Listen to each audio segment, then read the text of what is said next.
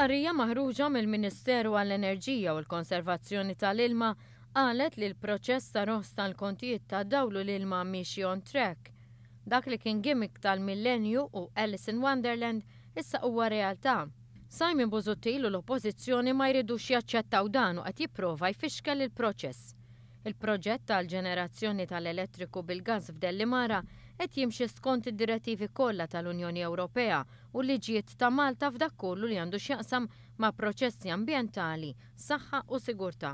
Il-mossa ta' Simon Busuttil u l-Oppożizzjoni li jresqu petizzjoni kontra kontijiet orħos u arja aktar nadifa f'nofs proċess ta' studju ambjentali u ta' saħħa u sigurtà hija l-aħħar minn sensiela ta' manuvri negattivi maħsuba biss biex jagħmlu ħsara lill-familji u n-negozji.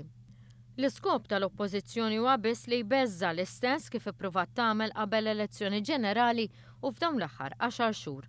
L-Oppożizzjoni taf li l-Gvern jinsab on track biex iwettaq il-pjan tal-enerġija tiegħu u jraħħas il-kontijiet. L-unika triq li fadlilha l-Oppożizzjoni hi li tipprova tħassar.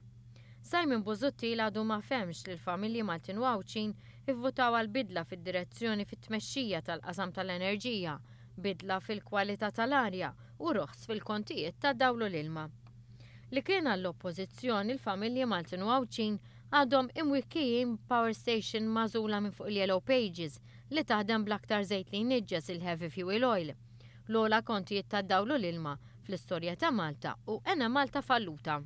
Dan mhuwiex l-ewwel każ li bih l-Oppożizzjoni pprovat tfixkel il-proċess ta' roħs fil-kontijiet. Wara l-elezzjoni ġenerali ippruvaw jitfgħu dubju fuq il-proċessi ta' procurement kompetittivi u trasparenti kif ukoll dwar il-proċess ta' ppjanar ambjentali. F'dawn iż-żewġ stanzi l-Kummissjoni Ewropea tat l-approvazzjoni għal mod serju u trasparenti li bih qed jimxi l-Gvern. Il-Gvern huwa konvint li f'dan il-każ ukoll jinsab mixi skont l-ogħla livelli ta' governanza, saħħa u sigurtà, it-temtajt l-istqarrija.